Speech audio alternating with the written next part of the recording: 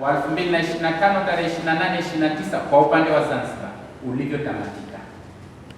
Na hili sio jukumu la chama pekee mkoa, bali ni jukumu la kila ngazi iliyoko chini ya mkoa kuona namna gani inaweza ikatathmini, ili kusudi kama kuna mambo ambayo Chama cha Mapinduzi tunatakiwa tuyaweke sawa, turekebishe kwa maandalizi ya uchaguzi ujao wa 30, basi ni vyema tuyaangalie.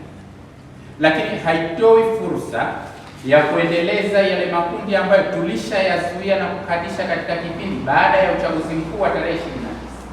Badala yake inatoa fursa ya kuendelea kuunganisha viongozi wetu tulionao kwa nafasi ya ubunge, uwakilishi na madiwani katika ngazi zetu, lakini kuongeza fursa sio tu ya kuunganisha, ushirikiano na mshikamano kwa ngazi za matawi, wadi na majimbo. Tunatambua kwa jimbo la Donge hatuna changamoto kubwa ya msuguano wa kisiasa kwa viongozi waliopo, lakini kwa dhamira hiyo ambayo mnayo nyinyi wenzetu wa jimbo, iendelee kwa ngazi za 2027.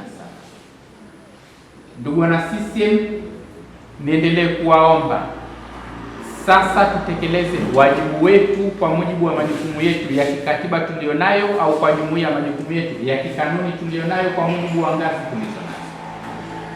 Kila mtu asimamie majukumu yake kwenye eneo lake lile. Kama ni viongozi wa jumuiya, sasa tuzisimamieni jumuiya. Kama ni viongozi wa chama, sasa tuzisimamie chama, ili kusudi tuongeze wigo wa ushirikiano, wigo wa utekelezaji wa majukumu na wigo wa kuendeleza chama kama ambavyo miaka 49 ya kuzaliwa kwa CCM, ambapo kwa mkoa wetu tuliamua leo tarehe 22 tuanze kwa usafi kama ratiba ya 25 kumradhi. Leo tarehe 25 tuanze kwa usafi kama ratiba inapendekeza, lakini na kwa madarasa ambayo sasa tunaendelea kuyakamilisha.